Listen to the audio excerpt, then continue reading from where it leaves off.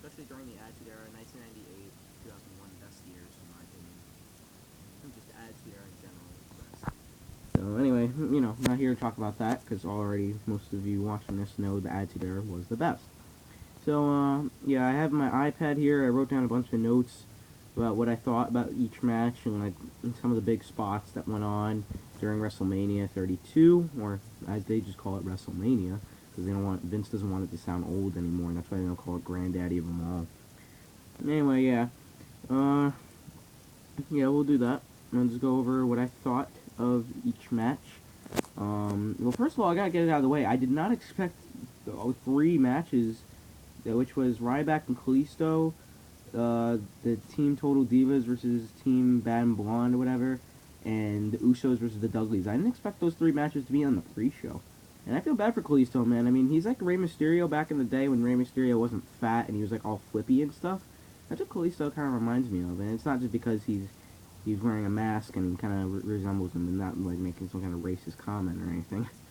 But yeah, I feel bad because he has a lot of potential to be a great superstar, and they keep putting him on the pre-show. But to be honest, nobody really wanted to see Ryback, aka the Goldberg wannabe, because he kind of looks like Goldberg now, and he's getting more and more Gilbert and Goldberg chants. So yeah, but from what I heard, it was an okay match. But Kalisto retained, of course.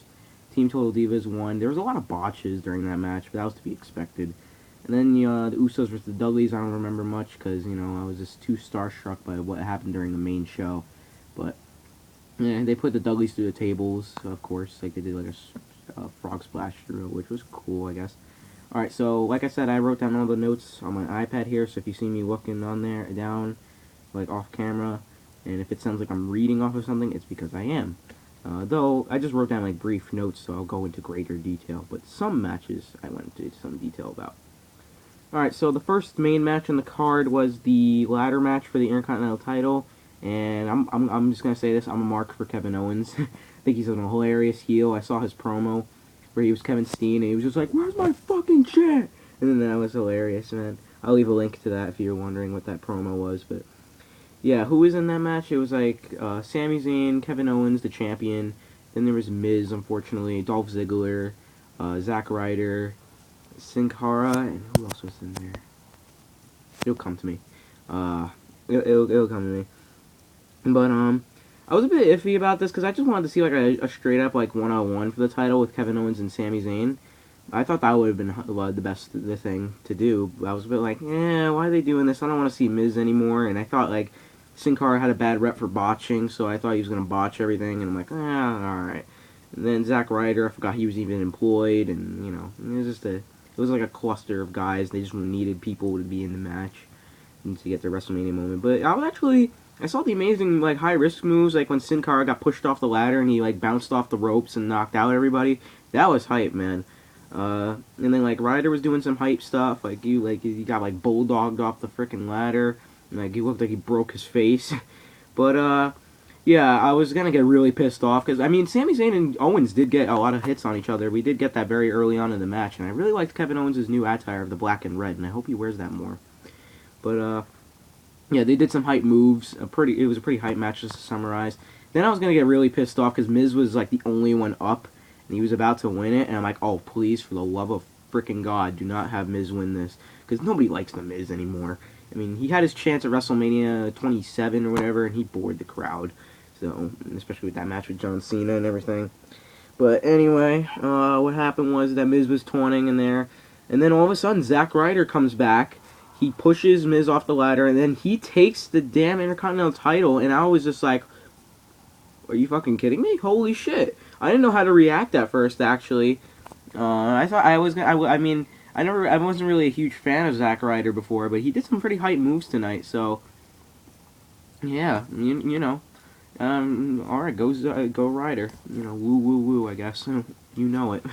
So, and then his dad came out from the crowd, and it was a very emotional moment and everything, I wasn't expecting him to win.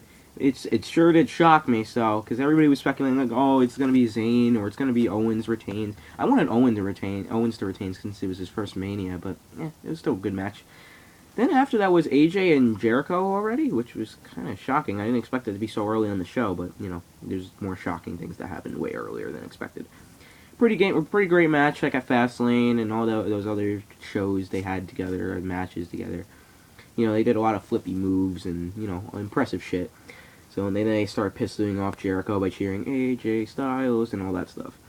So I was actually expecting AJ Styles to go over, but Jericho, he got him in the middle. Like AJ was gonna, I think he was gonna jump off with a phenomenal forearm, from what I remember, and then Jericho just countered it to the code breaker, and it was just, I was like, holy shit!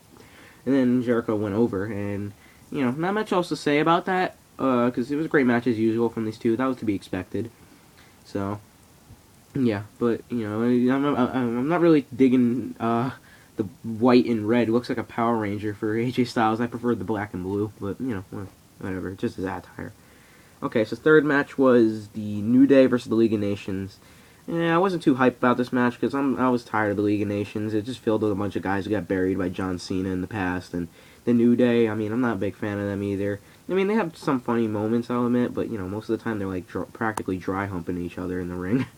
But you know, yeah, it's just my opinion. So don't start World War III in the comments just because, oh, you don't like the New Day, you're booty. It's like, oh, whatever. All right. So like I said, I'm tired of these two teams, kind of, because you know they've been feuding for a while in the League of Nations. You know, like I said, John Cena burial recovery.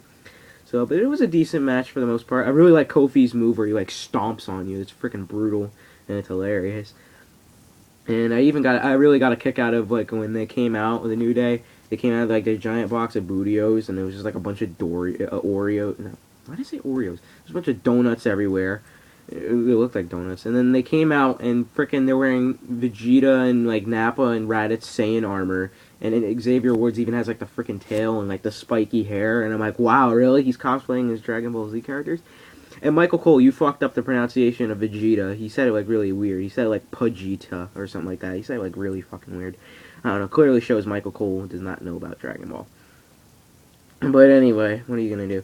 You know, I got a kick out of it. I thought it was pretty funny. You know, so the New Day lost unfortunately because you know they're better. They have more personality than League of Nations. Was it for the title though? Like I don't think it was. So was this just like a pay-per-view time killer, or was it just to give the New Day somebody to lose to finally, or I don't know. So the League of Nations after that. Like, after they won, they throw them out of the ring, the New Day out of the ring, and then Barrett's going on like, oh, yeah, we're the best in the world and everything, yeah, we're the League of Nations, we got buried by John Cena, and then all of a sudden, you just hear Shawn fucking Michaels' theme come on, and I shat my pants. I was marking out OD already, and you could even see, I don't know if you could see that, you see that red mark? Like, on my wrist there? I cut my own hand because I haven't cut my fingernails in a while. What are you gonna do? My fingernails grow fast. Anyway, then freaking Mick Foley's theme music hits. You know, the car crash. You hear, and then and then Mick Foley comes out. He has like the flannel jacket and the Wanted Dead T-shirt and everything. I was already hype, and then freaking the glass shattered and Stone Cold came out, and that was when me and my older brother exploded with excitement, and we practically shit our pants so much that we rocketed through the ceiling. So, yeah, and then they come in the ring, they clear the ring of the League of Nations, Mankind gets Mr. Sacco and Sweet Music, and then the Stunner. It was freaking amazing. And then the New Day comes back in to celebrate with them. And, you know, he gets Shawn Michaels to twerk, which was like, yeah, that's a little embarrassing, and, you know, but it was funny. And then Mick Foley was doing the same thing. He was kind of dancing. I was disappointed, though. He should have done the Dude Love dance. You know, it was a missed opportunity right there. Anyway, then Xavier Woods trying to get Stone Cold to dance, and he's like, "What the fuck are you talking about?" And then he does a little bit like dancing around. Then Xavier spins around, Stunner, and then Booyah. The New Day is like they shit their pants like, "Oh my god!" And then he gets the beer. Stone Cold gets the beer, and he like does the toast with Shawn Michaels and Mick Foley, and I'm like, that is Team Attitude Era right there. That is Team Childhood right there. Best team ever. How are you gonna stop that? I mean, granted, Mick Foley can't really wrestle anymore, and Shawn Michaels retired, and Stone Cold had like neck injuries and knee injuries. But you know, back in the day, that team would have been unstoppable. But you know, so hype, man, so much hype. And then right after that was Brock Lesnar versus Dean Ambrose in the No Holds Barred match. I was surprised. Like it was so early for no reason. I was expecting like the Divas match to come on earlier than this. But okay. if you follow all my, if you know, like, if you go into other wrestling videos, sometimes you'll see my comments. I'll get it out of the way now. I hate Brock Lesnar right now. I mean, nowadays, I mean, back then he was all right. I mean, he shouldn't have gotten pushed as early as he did, because as soon as he debuted, he was already like colossal, destroying the Hardy Boys, Rikishi, The Rock, and then, yeah. I mean, but he was a pretty freaking amazing character. And here comes the SmackDown. Here comes the pain. If you know what I'm talking, if you play that game, you know exactly what I'm talking about. But he had more variety of moves back then, back in the day. I mean, granted, it wasn't amazing. I mean, he was just like another like big guy like Batista was, but he was all right back then. But now he's going too far with this annoying Suplex City bullshit. I mean, it was kind of funny to hear him go Suplex City, bitch, back like when he first originated it. But now it's just going over the top, man. I mean, he's winning, and then the fans are going ape shit for him doing the same two moves. And I feel bad for my boy Big Papa Pump Scott Steiner, man. I mean, he can only do the belly to bellies and for stuff because that was like the only thing he did. The dude had drop foot back in WWE, but if you saw him in WCW, he was amazing. But Scott Steiner gets so much hate, but yet Brock Lesnar could go out there and do like 15 German suplexes and he could get away with it, and the fans will go ape shit. You are not smart marks, okay? You are just dumb marks for Brock Lesnar. Anyway, so the match starts immediately. He goes for the German suplexes. Dean's just getting back up. He's loving it because he's a psycho. And I'm just gonna throw it out there right now. I really love that parody shirt he had. Like it was a Suplex City shirt, but he like crossed it out with the Dean Ambrose logo.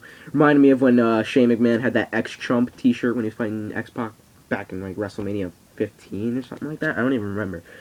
But all right. So it's boring me to death. Suplex City. I'm bored. Fans are going apeshit, and I'm like, why are you cheering this? So, about 500 suplexes later, Dean gets the kendo sticks and beats the crap out of Brock. I mean, Brock was beat red, man, and I was just like, hell yeah, beat the shit out of him. Because, Brock had his time already. It's time for Dean to shine. But, so I was getting hyped because then he took out the chainsaw, but he didn't get to use it, obviously, because, it's not Saints Row 3 where you get the fucking chainsaw and then you cut people. No, he's not going to do that. So... yeah, but to sum it up, it was a pretty okay match. It was an okay match, but the Divas match was longer than this. So I'm just gonna throw it out there right now. That was stupid.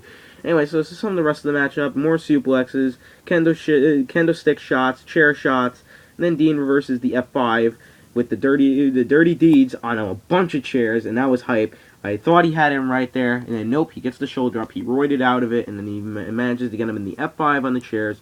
1, 2, 3, bullshit. What does this do for Dean? That's the main thing. What does this do for Dean? I mean, if it was somebody else, like, hell, even like Kevin Owens or like Seth Rollins or like anybody going over, but what does this do for Dean, man? It's not just because they would, even if like frickin' my favorite wrestler Matt Hardy came back and beat Dean Ambrose, like if he was feuding with him for the past couple months, I would still get mad because what about poor Dean Ambrose, man? I mean, what does it do for him? Come on, the guy's been losing everything. He lost his Intercontinental title. I mean, he did give it to Owens, which was pretty awesome, but he lost the Intercontinental title, he lost the Royal Rumble, and he was so close.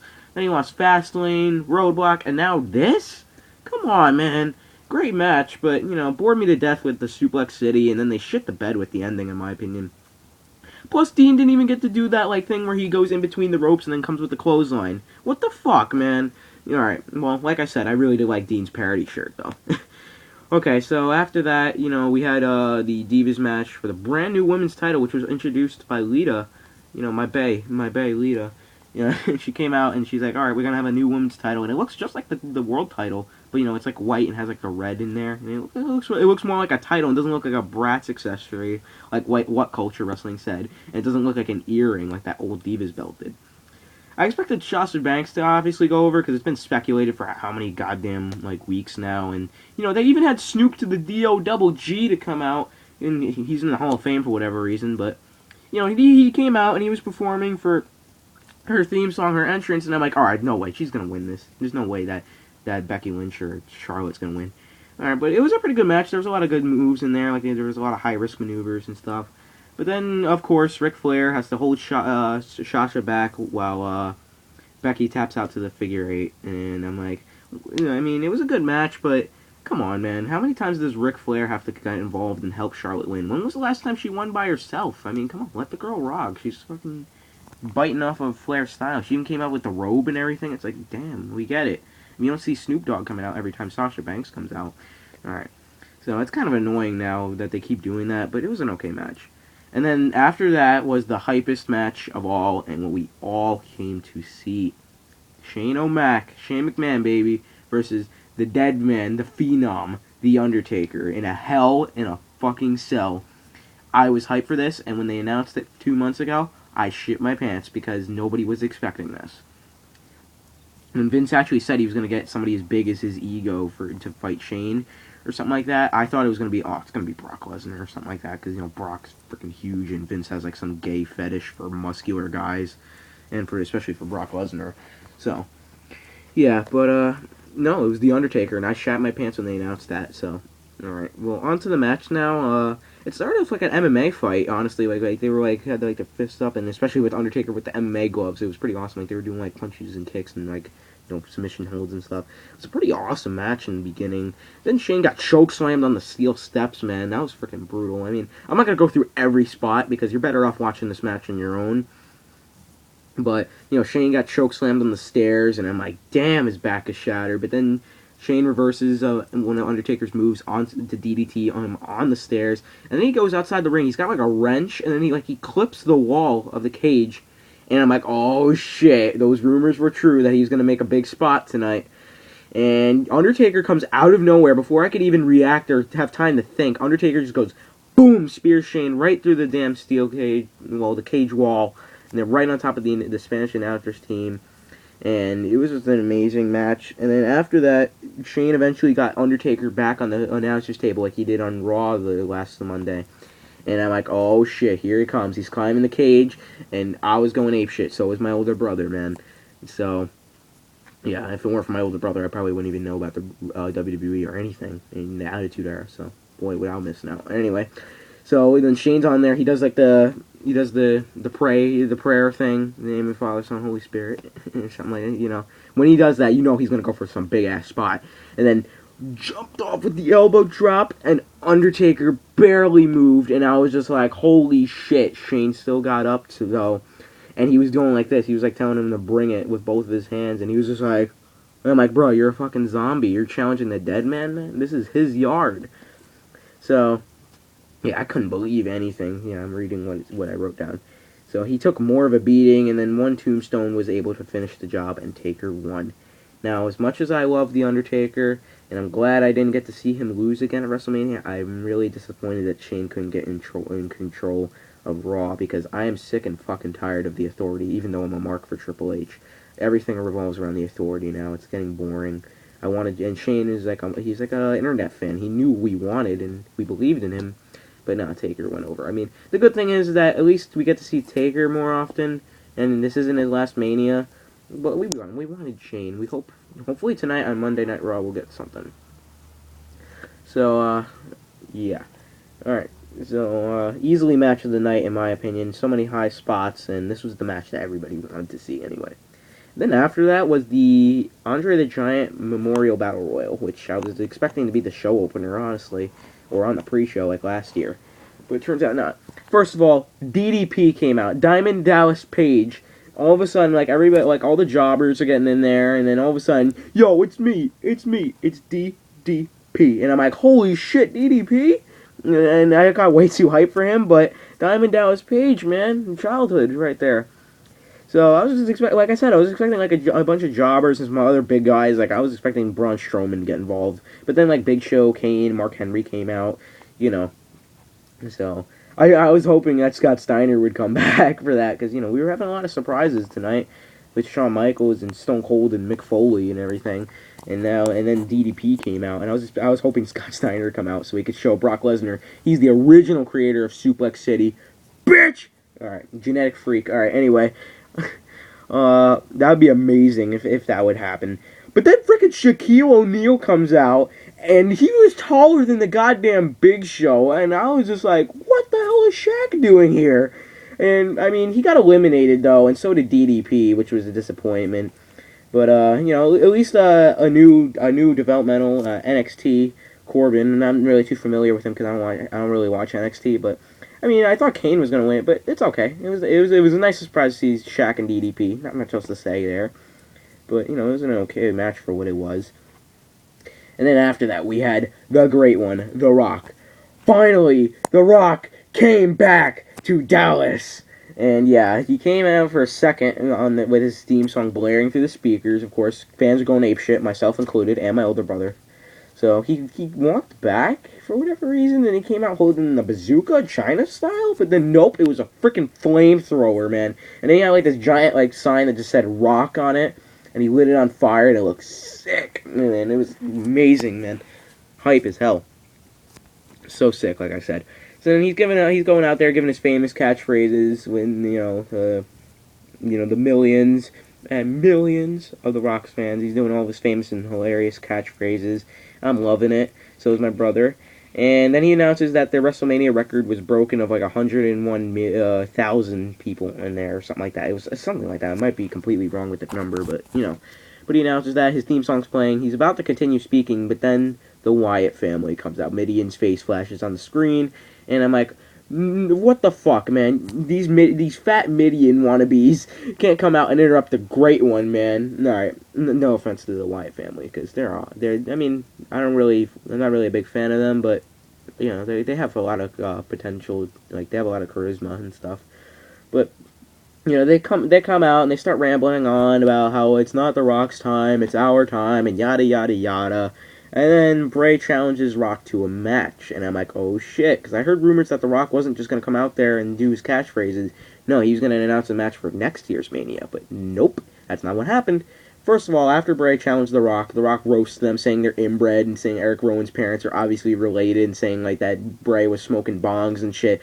I was dying. It was freaking hilarious. So, yeah, he always cracks me up, The Rock, he always cracks me up.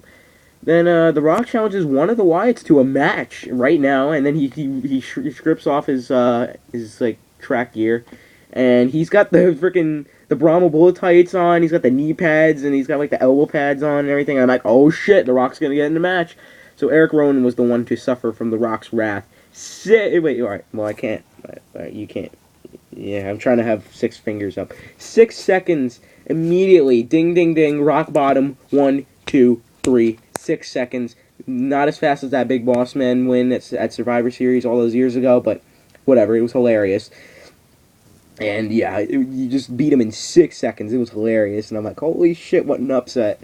And then the Wyatt family starts surrounding the ring, and I'm like, oh shit. I mean, I know he's the great one and everything. He's the people's champ, but he's not going to be able to take 3 guys on at once, especially with the way they're pushing Braun Strowman down our throats. About, like, the big, like, scary guy. But then all of a sudden, and his name is John Cena! John Cena! The roof off the arena blew up. The fans blew the top off of the arena. I was surprised to hear how many cheers Cena got. Freaking John Cena came back from injury and months out of it not being there. And the shocking thing was that Cena said he might not make it to this year's Mania, and he did. He came out, and then him and The Rock cleared the ring of the Wyatts, and it was freaking amazing. The fans were going apeshit, me and my older brother included. So, and The Rock even gave Bray a people's elbow, too, which was amazing. So, yeah, And then I was surprised to hear, like I said, I was surprised to hear a loud pop of cheers for Cena. But, The Rock is like, alright, first of all, welcome back. And then he goes, if you smell what The Rock is cooking. Hype moment right there. And then finally, after all that hype that went on throughout the show, we saw the match of Triple H and Roman Reigns for the WWE World Heavyweight title. I'll get it out of the way now. I'm not going to hide it. I'm a huge mark for Triple H. Huge mark. Almost as much of a mark as I am for the Hardy Boys. But this whole thing about the Authority running the show, and it's so annoying and boring now. It's like you're going too far with this. Like the corporate ministry didn't go this far, or whatever else. The corporation didn't go this far. So it runs the whole show now, and that's what Shane was talking about. But, the whole show revolves around it, and I miss when Hunter was just like, I'm the game, the Cerebral Assassin, the King of Kings, and I'm gonna bury you because I'm a badass, and that's what I do. And that's why he will win. But now he's like, I'm the game, and I'm gonna win because Authority always wins. And it's like, come on, H, we know you're the COO, but come on, you don't have to come out with business suits every day with Stephanie trying to sound like Vince McMahon, trying to say authority always wins. Like, we get it. Authority runs the show. You're boring us. And even more boring was Roman Reigns. I mean, I don't really hate Roman, but I hate how they're giving him the John Cena treatment of, like, shoving it in our faces. Like, Roman Reigns, he's the big face now. He's Superman now. And the fans are hating it, and they're shitting all over it. So, and he's got, like, repetitive moves. Like I said, he's getting the Cena treatment. So, yeah. Alright, I still mark out for Triple H nonetheless, even though the whole authority thing came out. So he comes out with a badass entrance with like the skeletons and the guys in the suits holding the belts, and then Stephanie's giving like a Broadway show type of speech, about like how Triple H is a Rainbow Assassin and he's gonna destroy Roman and stuff. He comes out with brand new attire, which I think looked awesome. Everybody had a new attire, and it always looked cool, except for AJ. I missed the blue and black. The white and red kind of looks like a Power Ranger. Anyway, H comes out. He has like the flashing lights on him. Looks freaking badass as usual. And then Roman Reigns comes out, and he's got like a cool like entrance ramp thing light up for him, but he's not going through the crowd anymore. What the fuck? That was like his whole thing. And then he's getting booed out of the arena, man. Of course. So, I mean, the match had some good spots. I mean, especially the spear through the crowd barricade was awesome. I mean, I don't really remember too much of it because I was drained from all the hype, especially during the surprises that we got from the ladder match, and, drained from all that hype with Shane and Undertaker. So, But it was an okay match. They were still booing Roman out of the arena despite him doing all these amazing, like, these spots to the crowd barricade. Still booed him. I was hoping Triple H would win, but I knew for a fact he wasn't going. I wanted him to win, but I knew he wasn't going to, and that's why Roman came out on top after all right, first of all, Stephanie's getting involved. She gets speared by Roman. Triple H hits him with the pedigree. 1, 2. He kicks out at Chu, like Cena style. Then Stephanie eventually hands H the sledgehammer. He can't even use it because Roman keeps avoiding it, spamming Superman punches. And then he gets the spear, 1, 2, 3, and then Roman wins. I raged. Well, not really. I'm kidding with you. But, I don't really remember too much, like I said, because I was drained and, I was busy discussing my thoughts on the event so far with my older brother. So, yeah, but people were pissed off. They were booing him out of the arena and, all that stuff. So, people were pissed, and so was I to an extent. Like I said, I don't hate Roman Reigns, but I feel he's getting pushed way too early, and he's getting the Cena treatment, and that sucks. So, yeah. Okay, so that was my WrestleMania thoughts. Let me know what you think in the comments, and this is actually my first time I showed my face on camera. So now you know what I look like. And no, I am not a middle schooler. I am in high school now, alright? And, you're probably going to be like, you take wrestling too seriously. Well, it's childhood, and I'm a kid at heart, alright? Kayfabe, it's still real to me, damn it. Alright, no, I'm not going to go that far, but... Alright, let me know what you think. Let me know what you think of these matches, and don't start World War III just because I talked a little crap about Suplex City and Brock Lesnar now. But like I said, I kind of liked him back then. I didn't like how he was getting pushed way too early back then, but he had more variety of moves. Now he's just boring me, which shouldn't really happen, I feel like even Batista was just as big as Brock, maybe a little smaller, I don't know. But he did more stuff, and... I think Batista's kind of underrated, but, so many rumors about Goldberg and Batista coming back, and the only rumor was Shawn Michaels and John Cena. Those are the only true things. And now I finally can make more dank memes. Thank you, Cena, you came back. Now I can make more dank memes just to piss him off. Now I'm kidding, Alright, so let me know what you think about my WrestleMania thoughts, and what are your thoughts on the event, and what do you want to see from me? Do you want to see more, things about... I'm probably just going to do more... I might do more of these, because this is kind of fun, talking about my thoughts on pro wrestling right now, well, WWE. So, I might do it just for pay-per-views, though, not for, like, every Raw and SmackDown, like, Grimm does on Grimm's Toy Show, or Ebenezer, whatever he goes by.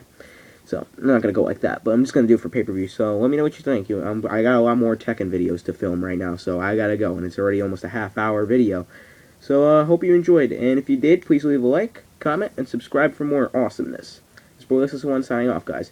Peace. Oh, wait.